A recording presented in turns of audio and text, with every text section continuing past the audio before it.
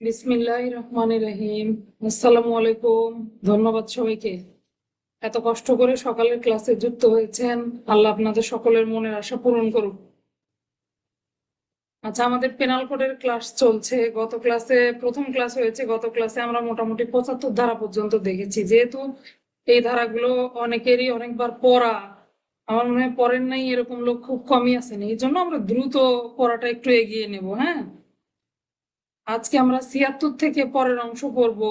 এদিকে আর যেহেতু সংজ্ঞা অপেক্ষাকৃত কম গুরুত্বপূর্ণ বলতে পারি, দুই একটা সংজ্ঞা দিলে দিবে, না দিলে এমনও হতে পারে যে শেষের দিক থেকে একটা প্রশ্ন দিল, বা মাঝখান থেকে খুন, অপরাধজনক নরহত্যা, এই জায়গা থেকে, যে জায়গাগুলো থেকে প্রতিবার প্রশ্ন আসে সেখান থেকেই কিন্তু প্রশ্নগুলো আসে, তাই না? ঘুরিয়ে পেঁচিয়ে ওখান থেকে প্রশ্ন আসে। ব্যতিক্রমের যে অংশটা আজকে পড়বো এখান থেকে প্রশ্ন দেয়।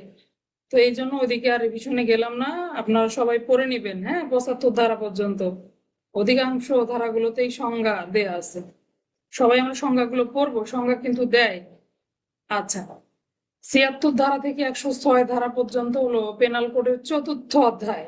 অন্য অধ্যায়গুলো আপনি না পড়লেও এই অধ্যায়টা আপনাকে পড়তে হবে, কারণ এই অধ্যায়টাকে ব্যতিক্রমের অধ্যায় বলা হয়, তাই না? সাধারণ ব্যতিক্রমের অধ্যায় বলা হয়। আপনারা সাক্ষ্য আইন পড়েছেন, যারা সাক্ষ্য আইনের ক্লাসগুলো করার সুযোগ হয়েছে তারা সাক্ষ্য আইনের 105 ধারা পড়েছেন, 103 ধারা পড়েছেন। এখানে আমরা জানতে পেরেছিলাম যে কোনো অপরাধী ব্যক্তি তিনি যদি দণ্ডবিধির ব্যতিক্রম অনুযায়ী কোনো অপরাধ করেন, মামলা, আসামির মামলা যে ব্যতিক্রমের মধ্যে পড়লো এটা আসামিকেই প্রমাণ করতে হবে। এই যে ব্যতিক্রমের যে কথা বলা আছে, সেই ব্যতিক্রম সংক্রান্ত আলোচনা হলো 76 থেকে, দণ্ডবিধি 76 থেকে 106 পর্যন্ত। হ্যাঁ, এইটাই হলো সাধারণ ব্যতিক্রম চতুর্থ অধ্যায়। তাহলে ব্যাপ্তি কত? 76 থেকে 106, গুরুত্বপূর্ণ অধ্যায়। বাকি অধ্যায়গুলো কোনটাতে কি আছে দুই একটা, যেমন 12 অধ্যায়, 17 অধ্যায় সবসময় পড়ি। গুরুত্বপূর্ণ এগুলো আপনি বেছে বেছে অধ্যায়গুলো জানলেই হবে যে কোন অধ্যায়ে এরকম প্রশ্ন দেয়, এমসিকিউ। সাধারণ ব্যতিক্রম সমূহ দণ্ডবিধির কততম অধ্যায়ে আলোচিত হয়েছে, তো কোন অধ্যায়গুলো না নিলেও যে অধ্যায়গুলো আমি বলি এই অধ্যায়গুলো একটু নিতে হবে। তাহলে 76 থেকে 106 ব্যতিক্রমের আলোচনা। এবার আসেন সাধারণ ব্যতিক্রমটা কি, এটা একটু জানি আমরা। সাধারণ ব্যতিক্রম জিনিসটা কি? নর্মালি আপনি যদি কাউকে খুন করেন তাহলে তো আপনি পেনাল কোডে 302, 303-এ দণ্ডিত হবেন, তাই না? অপরাধের ক্ষেত্র বিশেষে বা পরিস্থিতি বিবেচনায় কোনো ব্যক্তি সাধারণত কোনো অপরাধ করার জন্য বা কোনো অপরাধ করলে পরে দণ্ডিত হয়ে যায়, দণ্ডিত হয়। কিন্তু দণ্ডবিধির ব্যতিক্রমের যে অধ্যায়টা রয়েছে, এই অধ্যায়ে কিছু বিশেষ পরিস্থিতিতে, কিছু বিশেষ কারণে কোনো ব্যক্তি অপরাধ করার পরও অপরাধের দায় থেকে রেহাই পায়, এটাকেই বলে সাধারণ ব্যতিক্রম। হতে পারে যে কোনো দুর্ঘটনা, আবার হতে পারে কোনো ব্যক্তি বাধ্য হয়ে অপরাধ করে।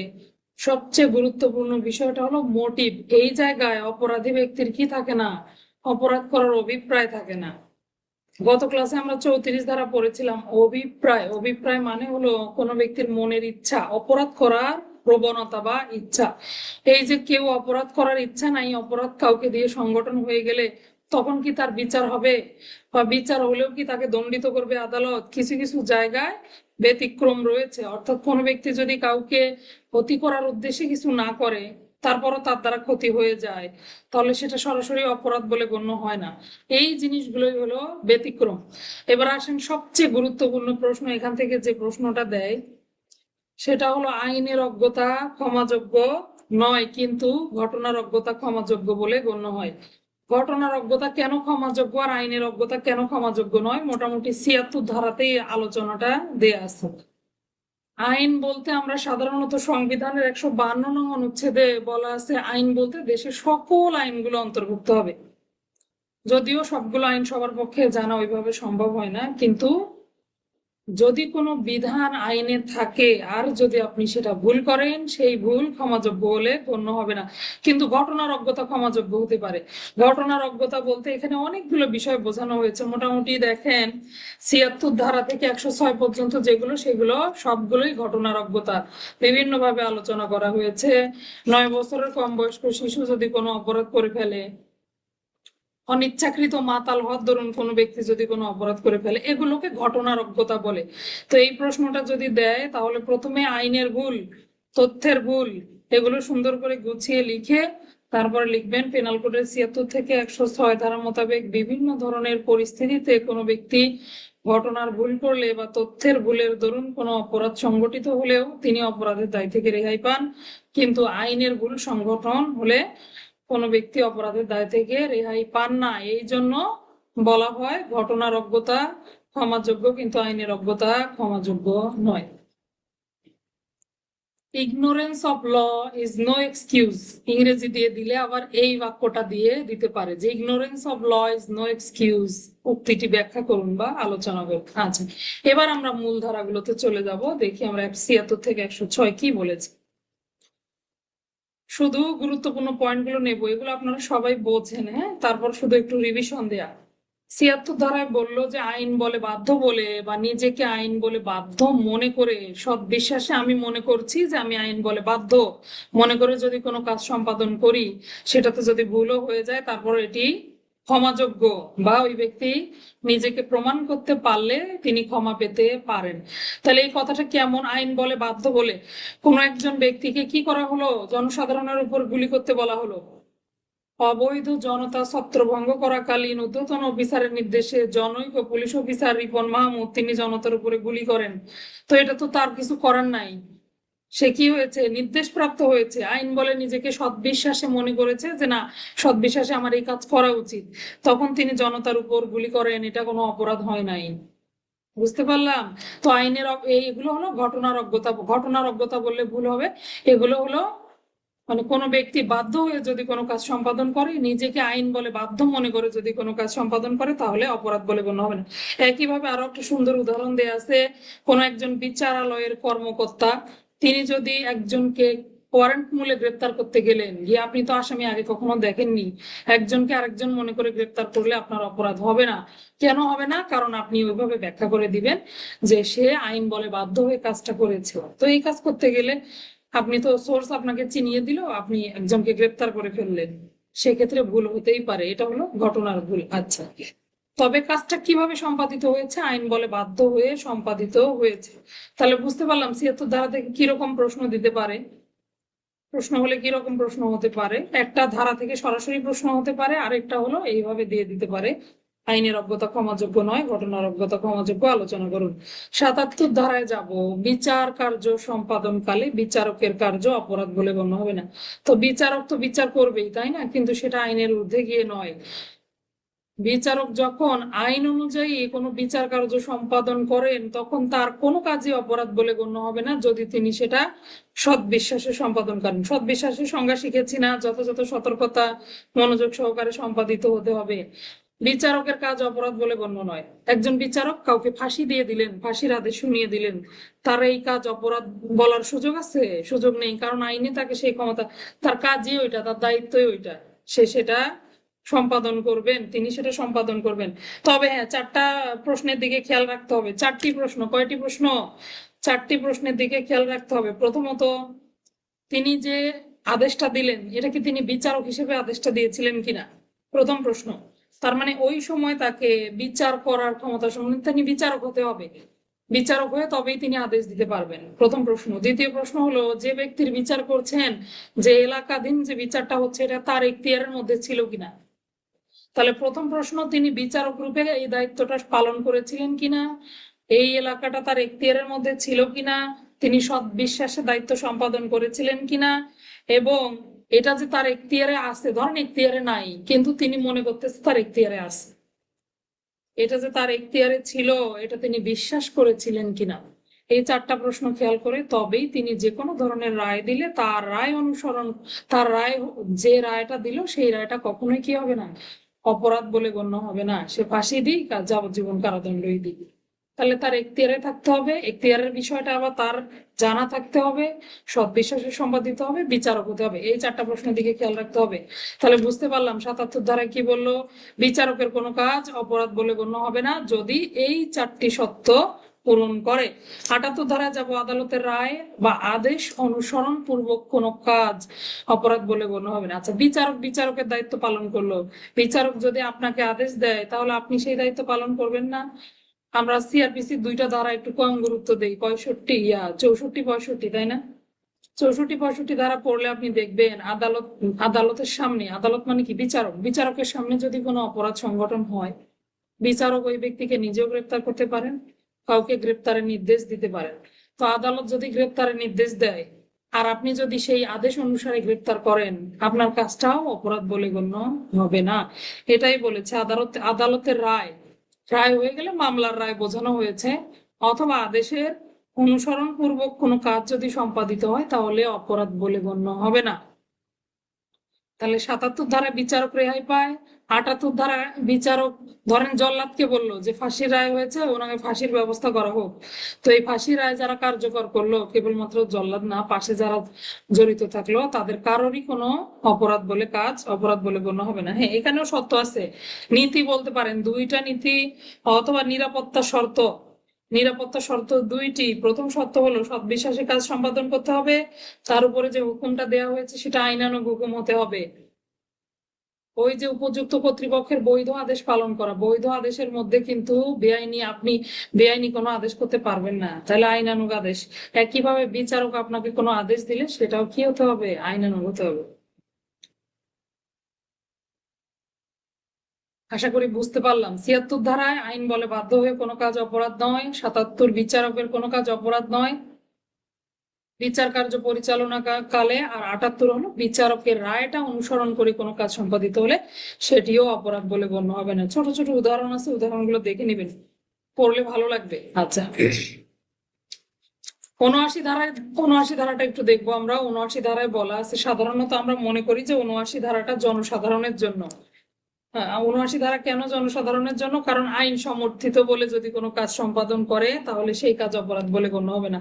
তো জনসাধারণ তো আইন ওইভাবে বোঝে না, জানে না, তাহলে আইন সমর্থন করে।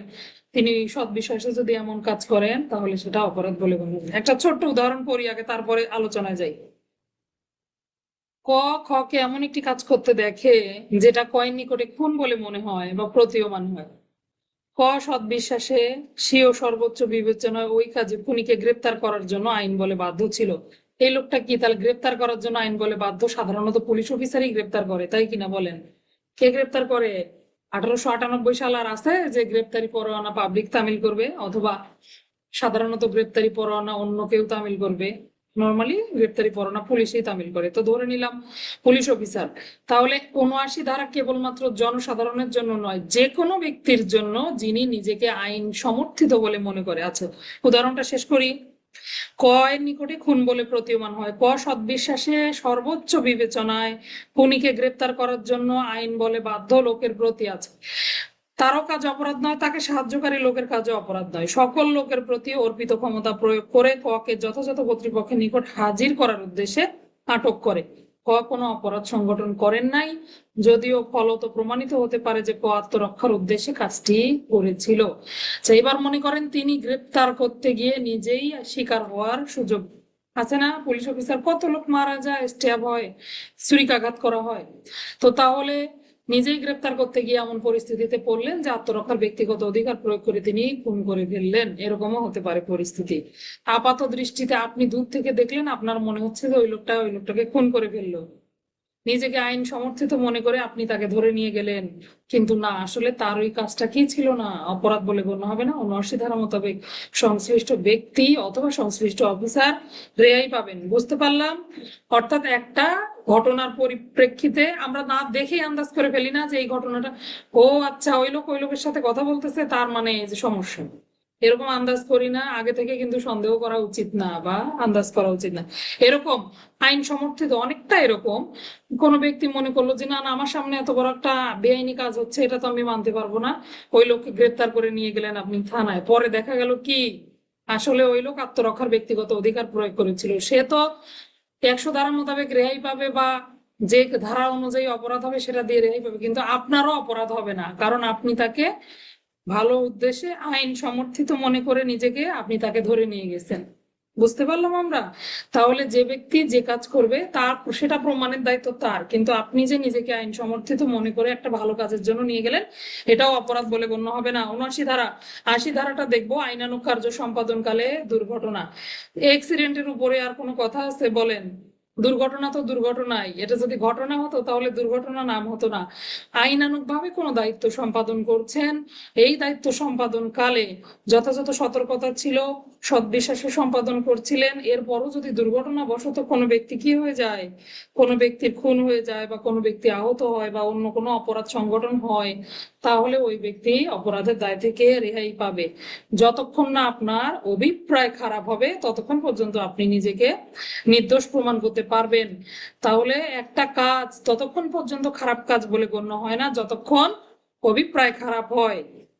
The act itself does not make a man guilty unless his intention or so, অর্থাৎ কোনো কাজ কখনোই অপরাধ বলে গণ্য হয় না যতক্ষণ না ইন্টেনশনটা ওইরকম খারাপ হয়।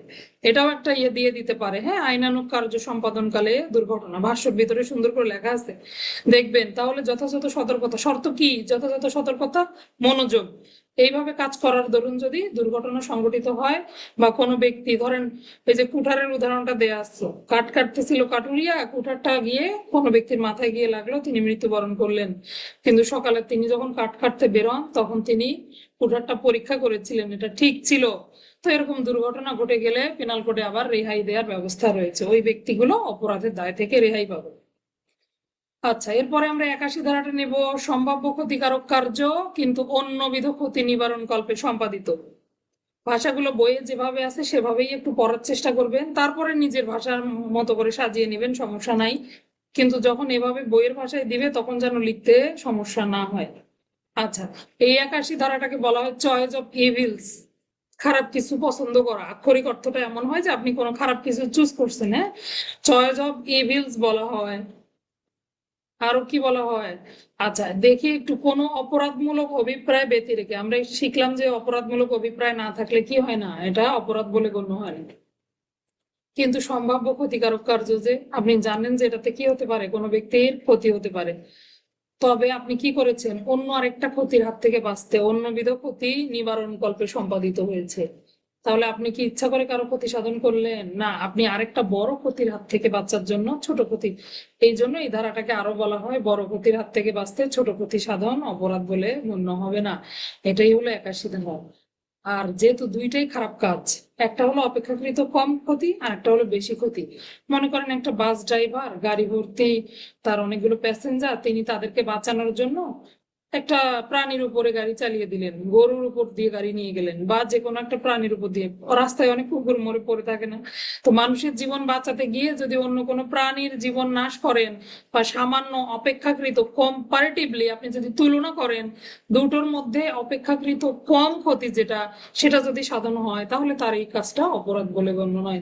পেনাল কোড বলতেছে, হ্যাঁ, যেখানে কতগুলো লোকের জীবন বাঁচানো, অল্প ক্ষতিটা হোক সমস্যা নাই, বড় ক্ষতির হাত থেকে বাঁচা গেল কিনা, যদি বাঁচা যায় তাহলে অপরাধ বলে গণ্য হবে না। মনে করেন গ্রাম উজাড় হয়ে যাওয়ার মতো আগুন লাগলো, তো একটা ঘর ভেঙে দিলে পরের ঘরগুলো বেঁচে যেতে পারে, তাহলে কোনো ব্যক্তি ওই ঘরটা ভেঙে দিলেন, এটা কি তার অপরাধ হবে বলেন? যদি ওই ঘরটা ভাঙা না হতো তাহলে পুরো গ্রামে আগুন লেগে যেত। তো এইরকম অল্প ক্ষতির হাত থেকে, নৌকার একটা উদাহরণ আছে আপনারা পড়ে নিবেন, সুন্দর উদাহরণ। তাহলে অল্প ক্ষতির হাত থেকে বাঁচার জন্য বেশি ক্ষতি সাধন করা যাবে, এটা হলো 81 ধারা মনে রাখার একটা টেকনিক।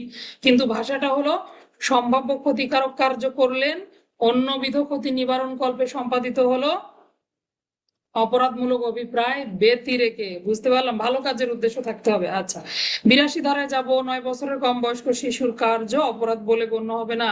এই ধারাটার উপরে একটা ল্যাটিন ফ্রেজ আছে বলতে পারি আমরা, তাই না? ডোলিন ক্যাপেক্স, আমরা দেখি 9 বছরের শিশুকে বলা হয় ডোলিন ক্যাপেক্স।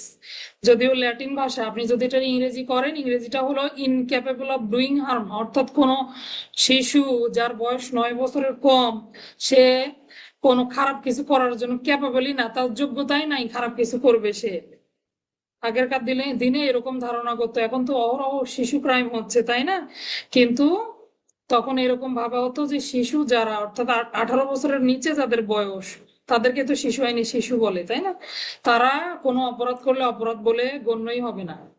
এরকম পেনাল কোডে বলতেছে বয়সটা হবে 9 বছরের নিচে, যদিও 9 বছরের নিচে কোনো শিশু কোনো কাজ করে তাহলে অপরাধ বলে গণ্য হবে না।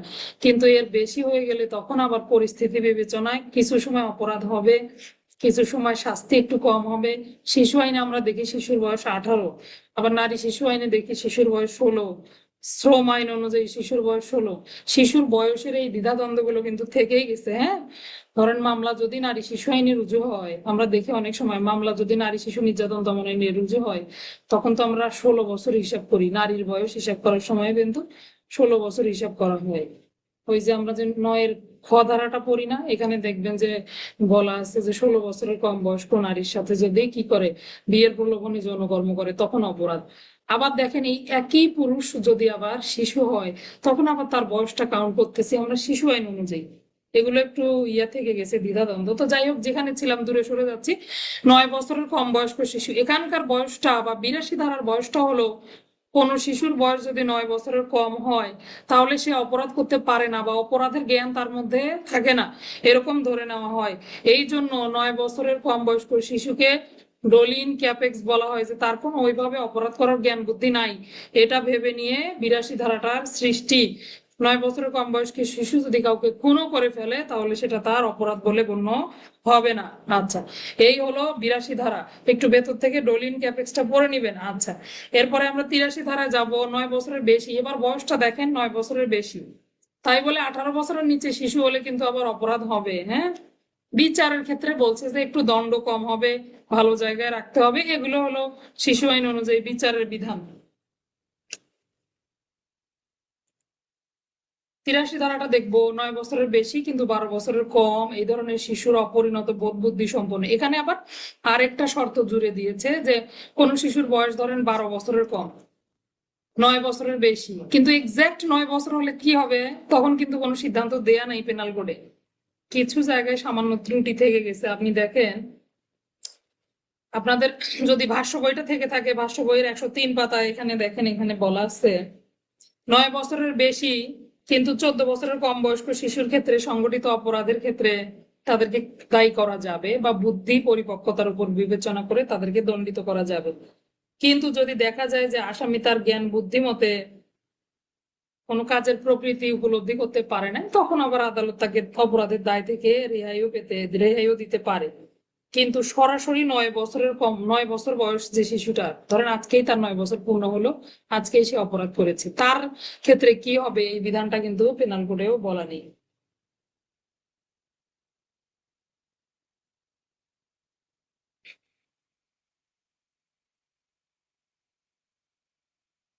আচ্ছা, ঠিক 9 বছর যার বয়স, ঠিক 9 বছর যার বয়স, তার ক্ষেত্রে কিছু বলা হয়নি। তাহলে দেখলাম আমরা 82-তে 9 বছর, আর আমরা শুধু পড়ার জন্য এইটুকু জানবো 9 বছরের অধিক, 12 বছরের কম, কিন্তু আরেকটা শর্ত কি, তার বুদ্ধির পরিপক্কতা যদি না থাকে তবে তার কোনো কাজ অপরাধ বলে গণ্য হবে না। 83 ধারা। 84 ধারাটা দেখবো। 84 ধারা মোটামুটি গুরুত্বপূর্ণ ধারা, তাই না? মাতাল ব্যক্তির কৃত কাজ অপরাধ বলে, পাগল ব্যক্তি, দুঃখিত আমি, অপ্রকৃতিস্থ পাগল ব্যক্তির কৃত কাজ অপরাধ বলে গণ্য হবে না। তো যে ব্যক্তি প্রকৃতির কোনো কিছু বোঝেই না, তাহলে তার কাজ আর কিভাবে অপরাধ বলে গণ্য হয়? এই ধারা থেকে একটা প্রশ্ন হতে পারে, গুরুত্বপূর্ণ প্রশ্ন, যে যে ব্যক্তির কি শাস্তি হয়েছে, দৈব শাস্তি হয়েছে, পার্থিব শাস্তির আর কি প্রয়োজন? যিনি অলরেডি দৈব শাস্তিতে ভুগতেছেন, যে ব্যক্তি পাগল, এটাই তার জীবনের সবচেয়ে বড় শাস্তি না? তাকে আপনি আর কি ফাঁসি দিবেন, কি জেল দিবেন? এই জন্য 84 ধারাটাতে বলে যে যে ব্যক্তি দৈব শাস্তিতে ভুগছেন, তাকে আর মানবিক শাস্তি দেওয়ার প্রয়োজন হয় না। এই লাইনটা দিয়ে কিন্তু একটা প্রশ্ন, লিখিত প্রশ্ন দিয়ে দিতে পারে। তাহলে পাগল ব্যক্তির কার্য বা অপ্রকৃতিস্থ ব্যক্তির কার্য, যিনি কাজের প্রকৃতি বুঝতে অক্ষম, এই ধরনের ব্যক্তির কৃত কাজ অপরাধ বলে গণ্য হবে না। পাগল ব্যক্তি আপনাকে খুন করলে আপনি মরে যাবেন, ঠিক আছে, কিন্তু পাগলের কিন্তু শাস্তি হবে না, বুঝে নেন। তবে হ্যাঁ, আপনি আবার কি করতে পারবেন, আত্মরক্ষার ব্যক্তিগত অধিকার প্রয়োগ করতে পারবেন। এগুলো আমরা পরের ধারায় দেখতেছি। এরপরে আসেন 85 ধারাটা দেখবো, অনিচ্ছাকৃত প্রমত্ততার কারণে। অনিচ্ছাকৃত প্রমত্ত মানে ইচ্ছাকৃত মাতাল হয়নি এমন ব্যক্তি। কোন ব্যক্তিকে তার অজ্ঞাতে যদি মদ্যপান করানো হয় বা নেশা জাতীয় দ্রব্য তাকে খাওয়ানো হয়, যার ফলে তিনি মাতাল হয়ে যান এবং তার বিচার শক্তি, বোধ বুদ্ধি নাই, বিচার বুদ্ধি নাই, বিচার শক্তি রহিত হয়ে গেছে। রহিত মানে কি, বন্ধ হয়ে গেছে, বিচার করার ক্ষমতাই নাই, লোপ পেয়েছে, এরকম যদি হয়, তাহলে কোনো কাজ ওই মুহূর্তে ওই পরিস্থিতিতে তিনি যদি কোনো কাজ সম্পাদন করে, তাহলে কি হবে না, এটা অপরাধ বলে গণ্য হবে না। একজন ব্যক্তি, সে হলো পেশাদার নেশা করে, তার ক্ষেত্রে এই বিধান প্রযোজ্য হবে? ভাষ্যতে স্পষ্ট করে বলা আছে যে তিনি যদি স্বীকার করেন যে তিনি নেশা করেন, নিয়মিত নেশায় আসক্ত, তাহলে এই ধরনের ব্যক্তির ক্ষেত্রে এই ধারার বিধান আবার কিন্তু প্রযোজ্য হবে না, তাই না? বুঝতে পারলাম তাহলে মাতাল অবস্থায় যদি তাকে অনিচ্ছাকৃত তিনি মাতাল হয়ে থাকেন, মাতাল অবস্থায় কৃত কোনো কাজ অপরাধ বলে গণ্য হবে না। ৮৬ ধারাটা আবার যদিও ব্যতিক্রমের ধারা, তারপরও কিন্তু রেহাই নাই। বুঝতে পারলেন? রেহাই নাই। ৮৬ ধারায় বলেছে যে ক্ষেত্রে কোনো অপরাধ সংগঠনের জন্য বিশেষ উদ্দেশ্য এবং জ্ঞানের প্রয়োজন। আপনি মাতাল হলেন, মাতাল হওয়ার পর 15 দিন যাবত না 15 বছর যাবত রেবেকা স্যারের উপরে ক্ষোভ, রেবেকা স্যারকে খুন করবেন আপনি। আজকে আপনি মাতাল হলেন, পেনাল কোড পড়েছিলেন, আপনার মনে আছে যে মাতাল অবস্থায় খুন করলে খুন বলে গণ্য হবে না। খুঁজে খুঁজে রেবেকা স্যারকে খুঁজে পেলেন, পেয়ে তাকে খুন করলেন। পরে আদালতে গিয়ে বললেন যে মহামান্য আদালত, আমি তো মাতাল অবস্থায় ছিলাম, আমি তো খুন করে ফেলেছি, তো তাহলে আমি কত ধারা মোতাবেক রেহাই পাবো? 85 ধারা মোতাবেক রেহাই পাবো। দেখেন, আদালত দেখবে যে আপনি অপরাধ করার জন্য বিশেষ জ্ঞান এবং অন্য কোনো ব্যক্তিকে কেন মারলেন না, আমাকে কেন মারলেন? তাহলে আপনার নিশ্চয়ই জ্ঞান ছিল, মাতাল হওয়ার পরেও আপনার জ্ঞান ছিল, আপনার অপরাধ করার উদ্দেশ্য ছিল। বুঝতে পারলাম? এটাই হলো ৮৬ ধারা, যে অপরাধটা করার জন্য বিশেষ জ্ঞান এবং উদ্দেশ্যের প্রয়োজন। মাতাল ব্যক্তি যদি সেই ধরনের অপরাধ করে ফেলে, তাহলে তিনি বিচারের আওতাভুক্ত হবেন অথবা তিনি দণ্ডিত হবেন। আমরা তো এই ধারাটা এভাবে পড়ি যে অনিচ্ছাকৃত ভাবে মাতাল হলে অপরাধ হয় না। একটু ভুল পড়ি কিন্তু। আপনি অনিচ্ছাকৃত ভাবে মাতাল হন আর ইচ্ছাকৃত মাতাল হন, আপনার বিচার বুদ্ধি আছে, জ্ঞান আছে, আপনি বুঝতে পারতেছেন যে এই অপরাধ করার জন্য যতটুকু জ্ঞান থাকা দরকার ওই জ্ঞানটা আপনার আছে, তাহলে আপনার কাজ অপরাধ বলে গণ্য হবে। তবে হ্যাঁ, অনিচ্ছাকৃত বলতে যদি ওই ব্যক্তির অজ্ঞাতে বা ইচ্ছার বিরুদ্ধে, সে খেতে চাইছিল না, জোর করে খাওয়ানো হয়েছে, বা অজ্ঞাতে পরিবেশন করা হয়েছে, এই পরিস্থিতি হলে ৮৬ ধারার বিধানটা প্রযোজ্য হবে। বুঝতে পারলাম? আচ্ছা, এবার আসি ৮৭ ধারা। মৃত্যু বা গুরুতর আঘাতের জন্য অভিপ্রেত নয়। অভিপ্রেত মানে কি? অভিপ্রেত কথাটার মানে হলো ইচ্ছা করা, অভিপ্রায় থেকে এসেছে অভিপ্রেত। এই ভাষাগুলো বুঝতে হবে। Law is nothing but common sense, এভাবে বলি না, কিন্তু আপনি যদি পড়েন, পড়ার ক্ষেত্রে আপনি দেখবেন যে শুধু ভাষাগত, আপনি যদি বাংলা ভাষায় ভালো দক্ষ হন সব বুঝে যাবেন, বোঝার মতো তেমন কঠিন কিছু না। এই যে অভিপ্রেত মানে হলো আপনি মনে মনে ইচ্ছা করেছিলেন কোনো ব্যক্তি গুরুতর আহত হবে, কাউকে গুরুতর আঘাত করবেন। তো মৃত্যু বা গুরুতর আঘাত ভাষার মারপ্যাচ, মৃত্যু বা গুরুতর আঘাত ঘটানোর জন্য অভিপ্রায় নয়, অভিপ্রায় ছিল না, এই ধরনের সম্ভাবনাপূর্ণ কাজ হতে পারে এটাও আপনার জানা ছিল না, দুইজন ব্যক্তি সম্মতি সহকারে কোনো কাজ করতে গিয়ে যদি আরেকজন গুরুতর আঘাতে পড়ে, তার গুরুতর আঘাত ঘটে, মৃত্যু ঘটে, তাহলে অপরাধ বলে গণ্য হবে না। ৮৭ ধারাটা আমরা খেলাধুলার উদাহরণ দিয়ে পড়ে থাকি। ৮৭ ধারা অর্থাৎ অসি ক্রীড়া, আগেরকার যুগে ছিল, রাজারাজদের আমলে ছিল তরবারি খেলা। তো এভাবে অসি ক্রীড়া, দুইজন ব্যক্তি শক্তি প্রদর্শনের জন্য, হয় না এরকম বক্সিং, দুইজন একসাথে কি করে, এমন খেলায় তারা করে, আহ, মানে দুইজনে এমন খেলায় অংশগ্রহণ করে যাতে একজনের দ্বারা আরেকজনের ক্ষতি সাধন হতে পারে, জানা থাকে কিন্তু উদ্দেশ্য থাকে না, ক্ষতি সাধনের উদ্দেশ্য থাকবে না, ক্ষতি সাধন ঘটতে পারে এটাও জানা থাকবে না, এরকমের অভিপ্রায় থাকবে না। তারপরও যদি সম্মতি সহকারে কোনো কাজ সম্পাদন করতে গিয়ে এই ধরনের ঘটনা ঘটে যায়, অপরাধ বলে গণ্য হবে না। ৮৭ ধারা আমরা একটু দেখবো এই ধারায় কি কি বলা হয়েছে। দুইটা সূত্রের উপরে এই ধারাটি প্রতিষ্ঠিত। কয়টি সূত্রের উপরে? দুইটি সূত্রের উপরে। প্রথমটা হলো প্রত্যেক ব্যক্তি নিজের স্বার্থ ভালোভাবে বোঝে, বোঝে না? তো আপনি যে অসি ক্রীড়ায় নামলেন, আপনি কি জানতেন না যে তরবারি একটু এদিক থেকে ওদিক লাগলে, ছোড়া লাগলে আপনি গুরুতর জখম প্রাপ্ত হতে পারেন? এটা তো জেনে শুনে আপনি খেলায় নামছেন। তারপরে কি আরেকটা হলো, একজন ব্যক্তিকে ততক্ষণ পর্যন্ত কোনো ব্যক্তিকে এমন কাজ করার অনুমতি, কেউ কাউকে আরেকজনকে অনুমতি দিবে যে আমার ক্ষতি করেন আপনি? সজ্ঞানে সুস্থ মস্তিষ্কে অনুমতি দেয় না। এই জন্য এই দুইটা নীতির উপরে এই ধারাটা প্রতিষ্ঠিত। অর্থাৎ নিজের ভালো সবাই বোঝে, একজন নিজের ক্ষতি কখনোই নিজে চাইবে না। তাহলে যেহেতু দুইজনই ইচ্ছাকৃত ভাবে খেলায় আপনারা খেলতে গেছেন অথবা যে কোনো কাজ ইচ্ছাকৃত ভাবে সম্পাদন করতে গেছেন, পরবর্তীতে এটার দ্বারা যদি অপরাধ ঘটে যায় তাহলে অপরাধ বলে গণ্য হবে না। আচ্ছা, এখানে একটা গুরুত্বপূর্ণ বিষয় হলো, এই ব্যক্তি যিনি খেলাধুলায় নিয়োজিত হলেন, অংশগ্রহণ করলেন, সেই ব্যক্তির বয়স 18 বছরের ঊর্ধ্বে হতে হবে। হ্যাঁ, 18 বছরের ঊর্ধ্বে অর্থাৎ প্রাপ্তবয়স্ক ব্যক্তিদের ক্ষেত্রে এই ধারাটা প্রযোজ্য। এরপরে ৮৮ ধারা যাব, ৮৮ আর ৯২ একসাথে পড়ে ফেলবো। কোনো ব্যক্তির মৃত্যু ঘটানোর জন্য অভিপ্রেত নয় মানে মৃত্যু ঘটানোর ইচ্ছা নাই, বিশেষ উপকারার্থে কারো উপকারের জন্য সদ্বিশ্বাসে কৃত কাজ সম্মতি সহকারে সম্পাদন। আমি অসুস্থ হলাম, অসুস্থ হয়ে ডাক্তারকে বললাম, ডাক্তার দ্রুত আমাকে বাঁচান, আমাকে অপারেশন করে যেভাবেই হোক আমার রোগ সারিয়ে তোলার চেষ্টা করেন, এভাবে বলি আমরা, যদিও বাঁচায় কে, আল্লাহ তাআলা বাঁচায় না, আমরা তো বলি এগুলো কথা। আচ্ছা, চেষ্টাও থাকতে হয়। তো দেখেন, এই যে কোনো কাজ যদি সৎবিশ্বাসে মঙ্গলার্থে সম্পাদিত হয়, সৎবিশ্বাসে সম্মতি সহকারে মঙ্গলার্থে সম্পাদিত হয়, তাহলে আমি অনুমতি দিলাম, দেওয়ার পরে ডাক্তার অপারেশন করলো, আমি মারা গেলাম, ডাক্তারের অপরাধ হবে না 88 ধারা মোতাবেক। একইভাবে 92 ধারায় বলেছে সৎবিশ্বাসে মঙ্গলার্থে সম্মতি ব্যতি রেখে, লোকটা এমন অবস্থায় হাসপাতালে আসলো, সম্মতি নেওয়ার কোনো সুযোগ নাই, ডাক্তার অপারেশন করলেন, লোকটা মারা গেল, ডাক্তারের অপরাধ বলে গণ্য হবে না 92। তাহলে একটা সম্মতি সহ 88, সম্মতি নাই 92, 88 92 এভাবে পড়ে ফেলবো, সৎবিশ্বাসে মঙ্গলার্থে কৃত কাজ অপরাধ বলে গণ্য হবে না। আচ্ছা, যদি মৃত্যু ঘটে যায় তাও এটা মঙ্গলার্থে উপকার করার জন্য সৎবিশ্বাসে সম্মতি সহ বা ব্যতিরেকে, সহ হলে 88, ব্যতিরেকে হলে 92। তিনটা নীতি আছে এখানে, আপনাকে বলছে তিনটা বিষয়ের উপরে খেয়াল রাখতে হবে। এই কাজটা করলেন উপকারের জন্য হতে হবে, সৎবিশ্বাসে হতে হবে, খুনের অভিপ্রায় থাকা যাবে না, বা কারোর সাথে সাথে যোগসাজশ করা যাবে না। তো এটা তো আমরা ভেতরেই পড়ে ফেললাম, এগুলো আলাদা করে না পড়লেও হয়। এবার দেখবো আমরা 90 ধারাটা, ভীতি বা ভ্রান্ত ধারণার ফলে সম্মতি দিলে সেই সম্মতি সম্মতি বলে গণ্য হবে না।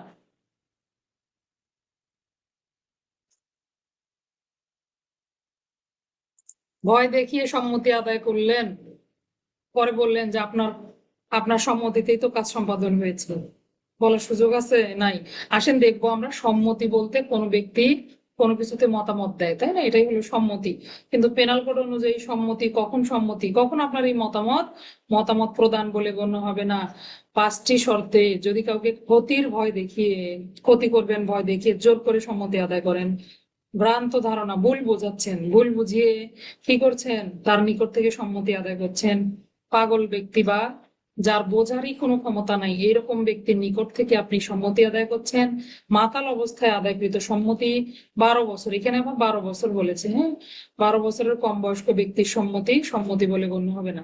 দেখি একটু 5টা গুরুত্বপূর্ণ পয়েন্ট, এগুলো ক্লাসের শেষে একটু জিজ্ঞাসা করবো, দেখি কে কে ঘুমাচ্ছেন। ক্ষতির ভয়ে, ভুল বুঝিয়ে বা ভ্রান্ত ধারণা তাকে বুঝিয়ে আপনি সম্মতি আদায় করলেন, অপ্রকৃতিস্থ মাতাল 12 বছরের কম বয়স্ক শিশু, তাকে যদি সম্মতি আদায় করে ফেলেন, এই সম্মতি সম্মতি বলে গণ্য হবে না। আপনার আমার মতো করে লেখার সুযোগ নাই, বা পেনাল কোডের মতো করে লিখতে হবে, যেহেতু আমরা আইন পড়ি, তাই না।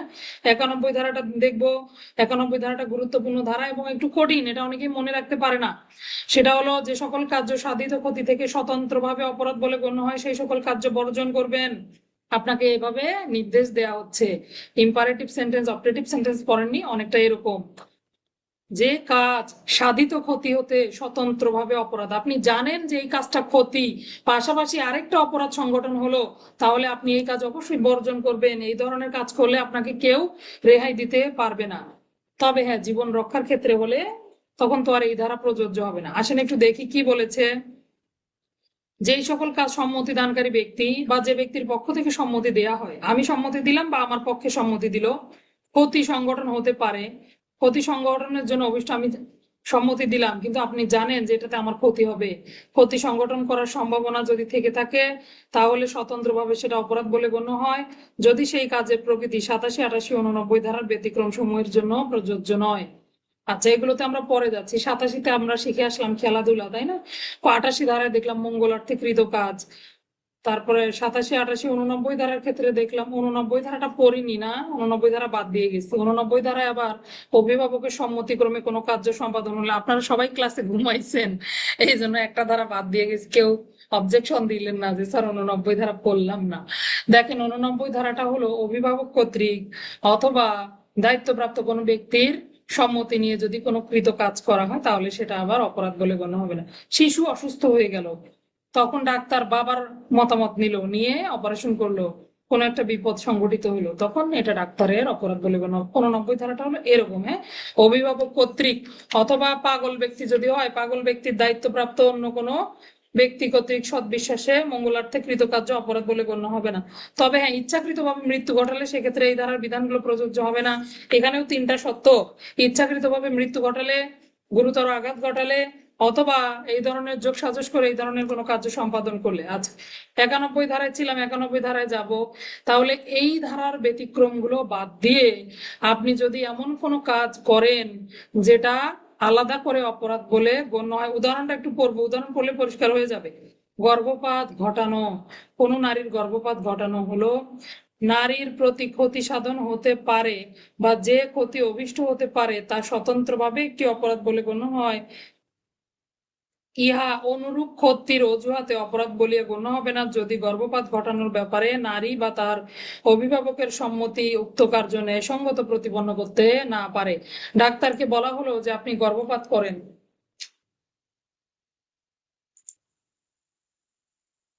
কোথায় গেল ক্লাস? আপনাদেরকে দেখতে পাচ্ছি না কেন? আচ্ছা, এই যে ডাক্তারকে বলা হলো গর্ভপাত করানোর কথা, কোনো নারী সম্মতি দিল বা নারীর পরিবার সম্মতি দিল, দিয়ে নারীর গর্ভপাত করানো। আপনি তো ডাক্তার, আপনি তো জানেন যে গর্ভপাত করা পেনাল কোডের 312 ধারা মোতাবেক অপরাধ।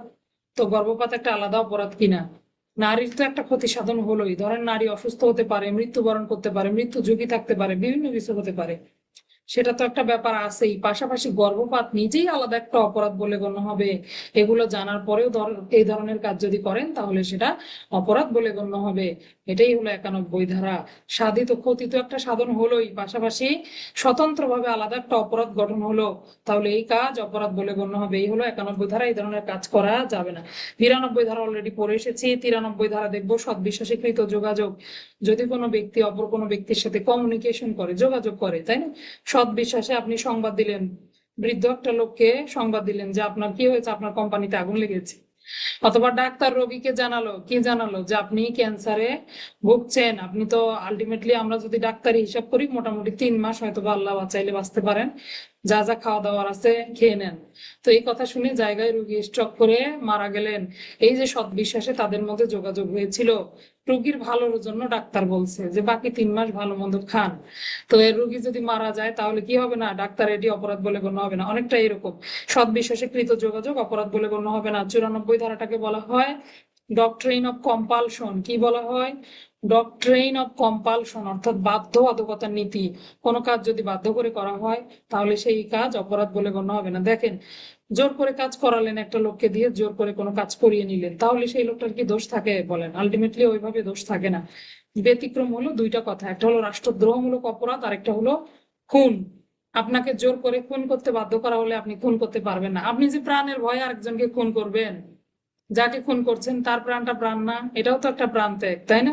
তো এই জন্য খুন এবং রাষ্ট্রদ্রোহমূলক অপরাধ ব্যতি রেখে অন্য কোনো অপরাধ যদি জোর করে করানো হয়, বাধ্য করে করানো হয়, তাহলে ওই ব্যক্তি অপরাধের দায় থেকে রেহাই পেয়ে যাবে।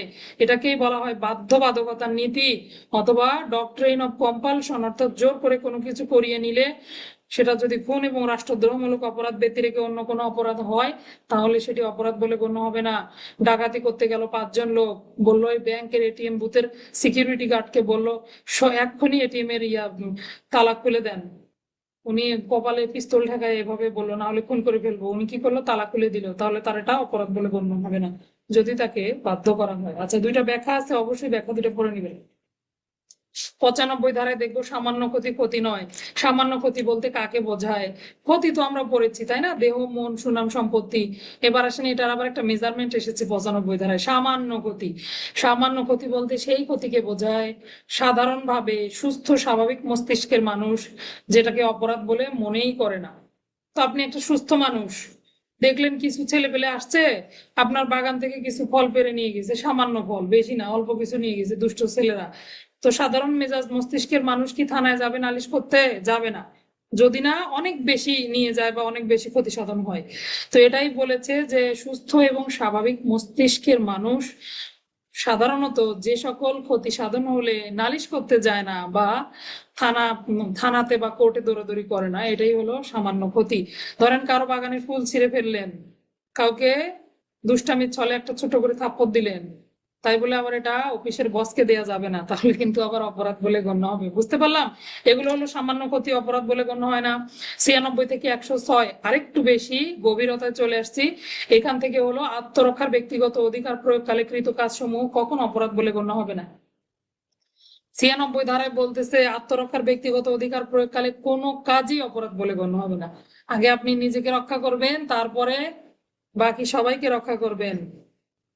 সেলফ সেফটি ফার্স্ট, তাই না? তাহলে আসেন দেখি দেখেন, আপনি নিজে আগে নিজেকে রক্ষা না করতে পারলে জনসাধারণের জানমালের নিরাপত্তা কিভাবে দিবেন? এই জন্য সর্বপ্রথম বলা আছে নিজের জান আগে, নিজের জান, তারপরে অপরের জানমাল, সরকারি সম্পত্তি ক্ষতির হাত থেকে রক্ষার জন্য আক্রমণকারীর আক্রমণ প্রতিহত করার নিমিত্তে কোনো ব্যক্তি তার যে অধিকার প্রয়োগ করে থাকে সেটাকে বলা হয় the right of private defence বা আত্মরক্ষার ব্যক্তিগত অধিকার। যে যার মতো সুন্দর করে লিখে ফেলিয়েন, আমি এত সুন্দর পারি না।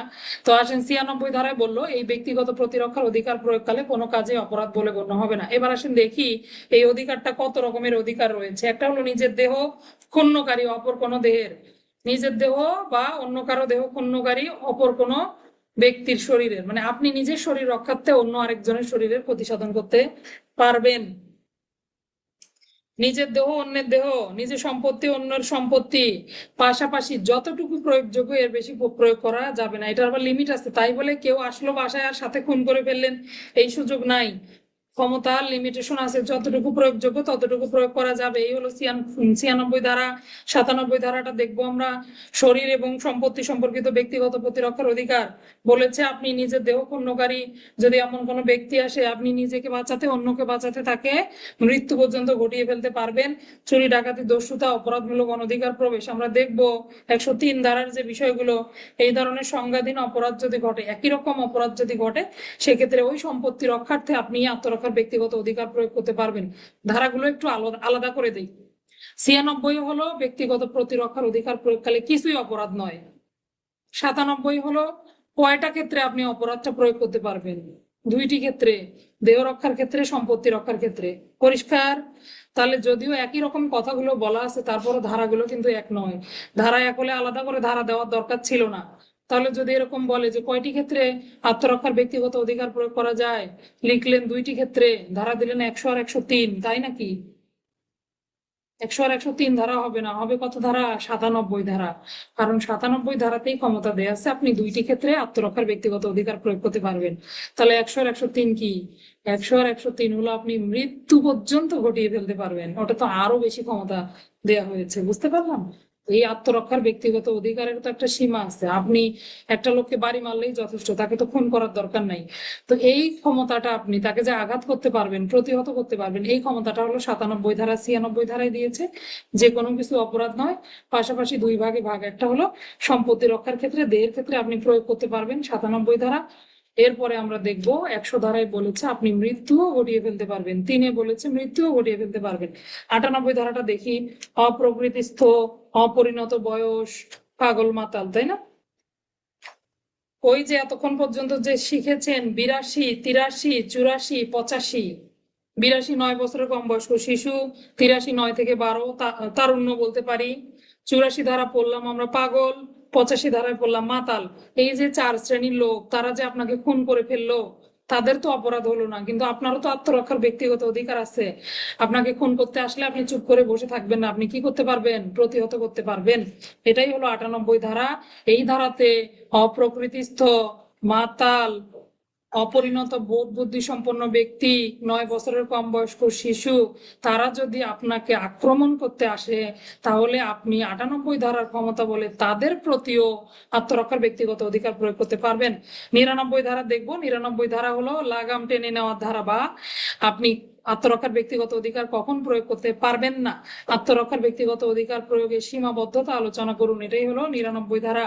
4টা গুরুত্বপূর্ণ লাইন আছে। প্রথমে বলেছে পদাধিকার বলে সৎবিশ্বাসে সম্পাদনকারী সরকারি কর্মচারী কর্তৃক সম্পাদিত কোনো কাজ অপরাধ বলে গণ্য হবে না। পদাধিকার বলে সৎবিশ্বাসে সরকারি কর্মচারীর নির্দেশ ক্রমে কোনো কাজ সম্পাদিত হলে অপরাধ বলে গণ্য হবে না। যতটুকু ক্ষতি করা প্রয়োজন অতিরিক্ত ক্ষতি করা যাবে না। সরকারি কর্তৃপক্ষের আশ্রয় নেওয়ার সুযোগ থাকলে আর ক্ষতি সাধনের সুযোগ নেই। তাহলে এই 4টা কথা। প্রথমে হলো কোন সরকারি কর্মচারী, তিনি তার পদ, তার অধিকার বলে কোনো কাজ করতে গেলেন, আপনি আত্মরক্ষার ব্যক্তিগত অধিকার প্রয়োগ করে তাকে মেরে ফেলতে পারবেন না, যদিও আইনের দৃষ্টিতে তার কাজ যুক্তিযুক্ত না হয়। বুঝতে পারলেন? যুক্তিসঙ্গত নয় তার কাজ। একজন পুলিশ অফিসার আপনাকে গ্রেপ্তার করতে আসলো, আপনি মৃত্যুদণ্ডযোগ্য অপরাধী নন, কিন্তু আপনার উপরে আত্মরক্ষার ব্যক্তিগত অধিকার প্রয়োগ করতেছে, তখন কি হবে সেই ক্ষেত্রে? ঘুমাচ্ছেন নাকি আপনারা? বুঝতে পারলাম কথা? অর্থাৎ পদাধিকার বলে সৎবিশ্বাসে সরকারি কর্মচারী, তার দৃষ্টিতে বা আইনের দৃষ্টিতে তার কাজটা যুক্তিযুক্ত না হলেও আত্মরক্ষার ব্যক্তিগত অধিকার প্রয়োগের ক্ষমতা নাই, এটা গেল সরকারি কর্মচারীর। আর একটা হলো সরকারি কর্মচারী নির্দেশ ক্রমে যদি অন্য কেউ সম্পাদন করে, সেটাও আপনি আত্মরক্ষার ব্যক্তিগত অধিকার প্রয়োগ করে তার প্রতিসাধন করতে পারবেন না। তবে হ্যাঁ, মৃত্যু বা গুরুতর আঘাতের আশঙ্কা সৃষ্টি হওয়া যাবে না, যে কথাটা একটু আগে জিজ্ঞাসা করলাম। আপনি মৃত্যুদণ্ডযোগ্য অপরাধী নন, চুরি করেছেন, তাহলে তো চুরির দণ্ড তো সামান্য, তাই না? 3 বছর দণ্ডে দণ্ডিত করতে পারবে। আপনাকে খুন করতে গেল, আপনার মনে সৃষ্টি হলো যে না, আমাকে এই বুঝি খুন করে ফেলে, এরকম মৃত্যু বা গুরুতর আঘাতের ঝুঁকি সৃষ্টি হওয়া যাবে না। হ্যাঁ, এটা একটা কিন্তু গুরুত্বপূর্ণ বিষয়। এছাড়া সরকারি কর্মচারীর প্রতি আপনি এই অধিকার প্রয়োগ করতে পারবেন না। সরকারি কর্মচারীর নির্দেশ ক্রমে হলেও অধিকার প্রয়োগ করতে পারবেন না। সীমাটা হলো যখন সরকারি কর্তৃপক্ষের আশ্রয় লাভ করার সুযোগ থাকে। আপনি চাইলেই থানায় ফোন দিতে পারেন, তাহলে আপনি একজনকে কেন খুন করে ফেলবেন? বা দ্রুত সাহায্য নেওয়া যেতে পারে। যেখানে সরকারি কর্তৃপক্ষের আশ্রয় নেওয়ার সুযোগ থাকে সেখানে এই অধিকার প্রয়োগ করা যাবে না। আবার যতটুকু প্রয়োজন এর অতিরিক্ত প্রয়োগ করা যাবে না। প্রতিরক্ষার জন্য যতটুকু প্রয়োজন ততটুকু প্রয়োগ করা যাবে, এর বেশি প্রয়োগ করা যাবে না। এটা অনেকেই কিন্তু ভুল লেখেন। লেখেন কি, যতটুকু অধিকার প্রয়োগ করা প্রয়োজন তার অতিরিক্ত বল প্রয়োগ করা যাবে না, যতটুকু ক্ষতি সাধন করা প্রয়োজন তার অতিরিক্ত ক্ষতি সাধন করা যাবে না। দুইটা কথা কি আলাদা? দুইটা কথা কিন্তু একই। বিভিন্ন গাইড বইও দেখবেন এভাবেই লেখা আছে, ভুল লেখা আছে। মূলত দুইটা কথা হলো, পদাধিকার বলে সরকারি কর্মচারী একটা সম্পাদন করবে, আরেকটা সরকারি কর্মচারীর নির্দেশ ক্রমে সম্পাদিত হবে। আরেকটা হলো সরকারি কর্তৃপক্ষের আশ্রয়, আর তারপর একটা হলো কি হবে, সরকারি কর্তৃপক্ষের আশ্রয় নেওয়ার সুযোগ লাভ করলে আপনি অধিকার প্রয়োগ করতে পারবেন না। আর একটা হলো প্রয়োজনের অতিরিক্ত বল প্রয়োগ করা যাবে না। এই ছিল 99 ধারা। এবার আমরা 100 ধারাটা যাব, সবচেয়ে গুরুত্বপূর্ণ ধারা, মোটামুটি ব্যতিক্রমের হৃদয় বলতে পারেন, ব্যতিক্রমের চ্যাপ্টারের হৃদয়। 100 ধারা হলো দেহের ক্ষেত্রে ব্যক্তিগত প্রতিরক্ষার অধিকার নিম্নলিখিত 6 ক্ষেত্রে কোনো ব্যক্তির মৃত্যু ঘটানোর প্রতি প্রযোজ্য হবে। আপনাকে 97 ধারায় ক্ষমতা দেওয়া হয়েছে, আপনি নিজের দেহ রক্ষার্থে কি করতে পারবেন, ব্যক্তিগত প্রতিরক্ষার অধিকার প্রয়োগ করতে পারবেন। কিন্তু সেটা কখন আপনি মৃত্যু ঘটাতে পারবেন? 6টা ক্ষেত্রে। এটাই হলো 100 ধারা। বলেছে এমন আক্রমণ, এটা কিন্তু লেখেন এমন আঘাত। যারা যারা আঘাত লেখেন আজকে থেকে ভুলে যান, লিখতে হবে এমন আক্রমণ।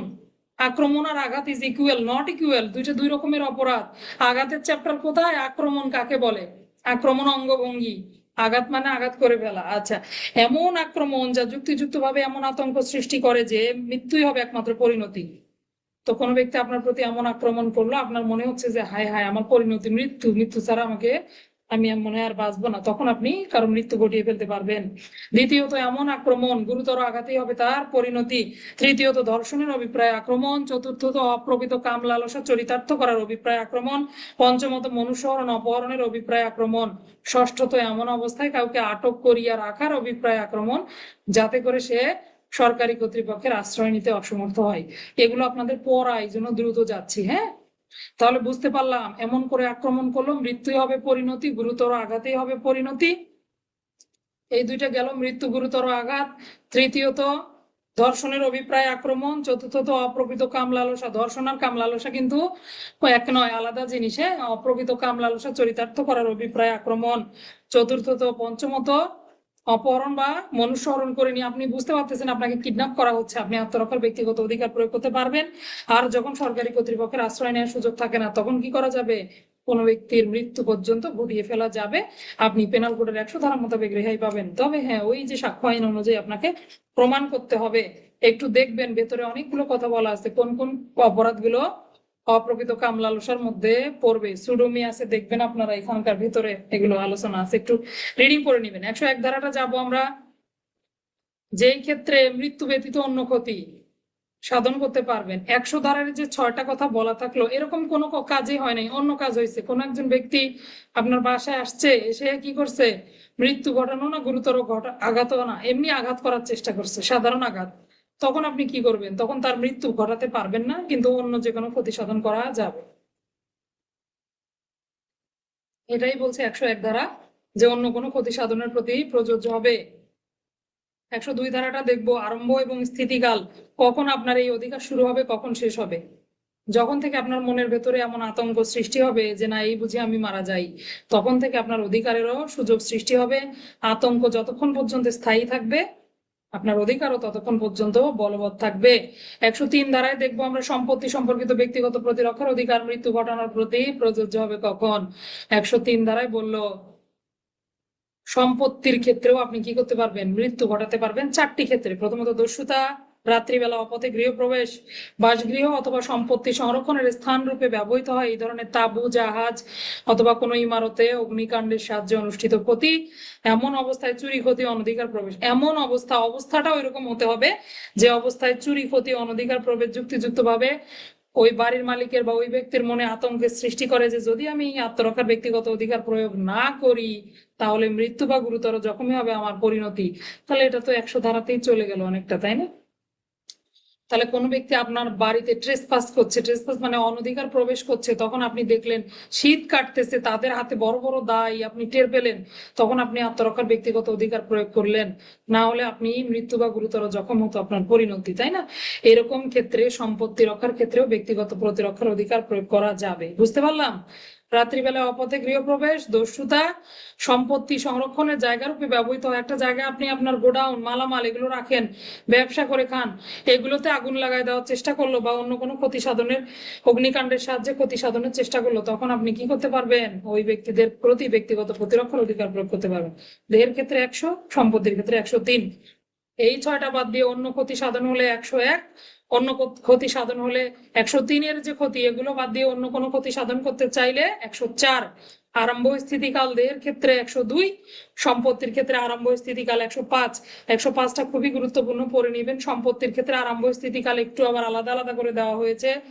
চুরি চুরি যদি সংগঠন হয়, চোরাই মাল উদ্ধার না করা পর্যন্ত অধিকার প্রয়োগ করা যায় চুরির ক্ষেত্রে। দস্যুতার ক্ষেত্রে আপনার যতক্ষণ পর্যন্ত ওই যে ছুরিকাঘাত করবে তাৎক্ষণিক মৃত্যুর ভয়টা যতক্ষণ পর্যন্ত থাকবে ততক্ষণ পর্যন্ত আপনার অধিকার থাকবে।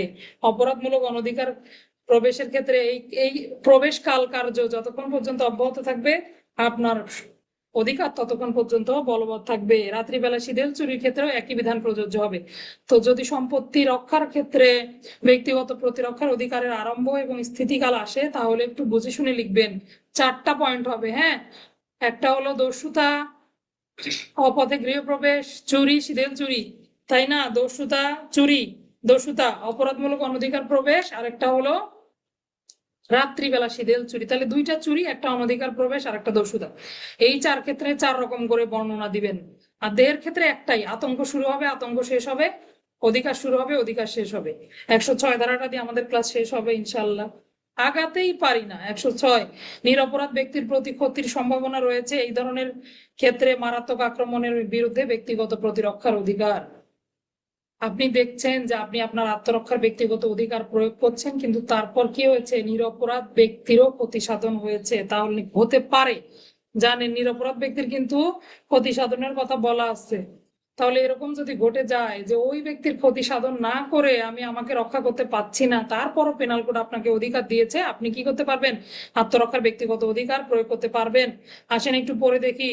যুক্তিযুক্তভাবে মরণ ভীতি সৃষ্টি করে এমন আক্রমণের বিরুদ্ধে ব্যক্তিগত প্রতিরক্ষার অধিকার প্রয়োগের ক্ষেত্রে যদি প্রতিরক্ষক, যিনি প্রতিরক্ষা করছেন, তিনি যদি দেখেন যে কি কোনো নিরপরাধ ব্যক্তির ক্ষতি সাধনের ঝুঁকি না নিয়ে এই অধিকার প্রয়োগ করা যাচ্ছে না, তাহলে তিনি ওই ঝুঁকি নেওয়ার প্রতিও তার অধিকার প্রয়োগ করতে পারবেন।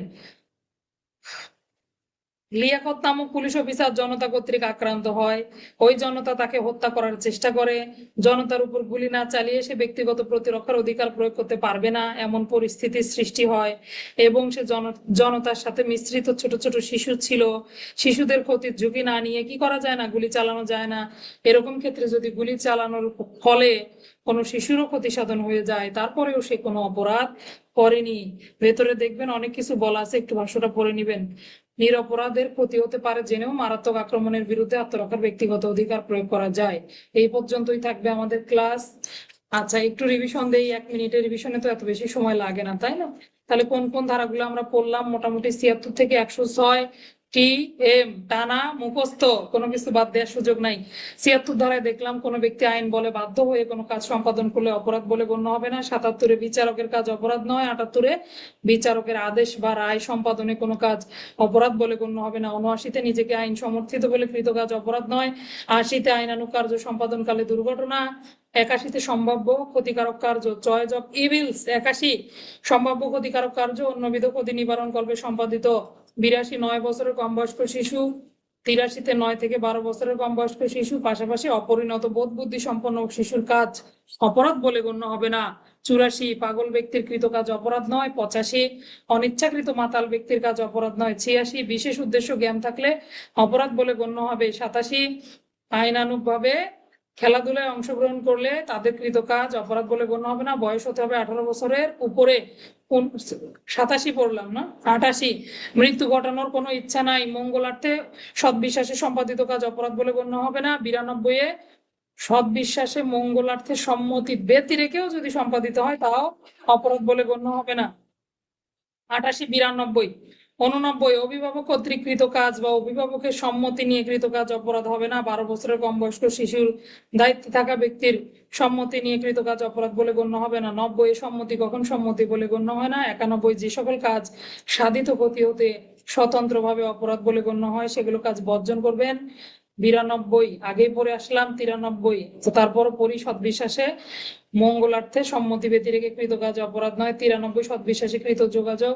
94 আমরা দেখলাম ডক্ট্রিন অফ কম্পালশন বা বাধ্যবাধকতার নীতি বলা হয় যদি ভীতি প্রদর্শন করে ভয় দেখিয়ে প্রাণনাশের হুমকি দিয়ে কোনো কাজে বাধ্য করা হয় সেটি অপরাধ বলে গণ্য হবে না। 95 সামান্য ক্ষতি বলে গণ্য হবে না। 96 থেকে 106 হলো আত্মরক্ষার ব্যক্তিগত অধিকার। আত্মরক্ষার ব্যক্তিগত অধিকার কাকে বলে? দেহ এবং সম্পত্তির ক্ষেত্রে আত্মরক্ষার ব্যক্তিগত অধিকার প্রয়োগ, আত্মরক্ষার অধিকার প্রয়োগ করে কখন কোন ব্যক্তির মৃত্যু পর্যন্ত ঘটানো যায় বহুবার আসছে। আপনারা যদি সালের প্রশ্নগুলো দেখেন আত্মরক্ষার ব্যক্তিগত অধিকার থেকে বহু প্রশ্ন আসছে। 97 ধারা। 96 ধারায় বললো প্রয়োগকালে কোনো কাজে অপরাধ নয়। 97 ধারায় বললো দুইটি ক্ষেত্রে প্রয়োগযোগ্য, দেহের ক্ষেত্রে সম্পত্তি রক্ষার ক্ষেত্রে। 98 বললো হ্যাঁ পাগল মাতাল অপ্রকৃতিস্থ ব্যক্তি এগুলো সম্পর্কে আপনি কি করতে পারবেন? আত্মরক্ষার ব্যক্তিগত অধিকার প্রয়োগ করতে পারবেন। 99 বললো কখন অধিকার প্রয়োগ করতে পারবেন না? 4টি ক্ষেত্রে। 100 ধারায় বললো 6টি ক্ষেত্রে কি করতে পারবেন? মৃত্যু পর্যন্ত ঘটিয়ে ফেলতে পারবেন। 100 ধারা একদম স্বপ্নের মতো লাগবে, সবসময় মুখস্থ থাকবে। 101 অন্য যদি ক্ষতি করে, 100 ধারার ক্ষতিগুলো করলো না, অন্য ক্ষতি করতে আসলো তখন আপনি তারও অন্য ক্ষতি সাধন করতে পারবেন। 102 101 102 বললো আরম্ভ এবং স্থিতিকাল। 103 সম্পত্তি রক্ষার ক্ষেত্রে 4টি ক্ষেত্রে মৃত্যু পর্যন্ত ঘটিয়ে ফেলতে পারবেন। 103 গেল না। 104 বলছে আরম্ভ, 104 বলছে অন্য কোনো ক্ষতি সাধন করা যাবে। 105 আরম্ভ স্থিতিকাল। 106 হলো আত্মরক্ষার ব্যক্তিগত অধিকার প্রয়োগকালে নিরপরাধের ক্ষতি সাধন হলেও অপরাধ বলে গণ্য হবে না। ধন্যবাদ সবাইকে। আসসালামু আলাইকুম রহমতুল্লাহ।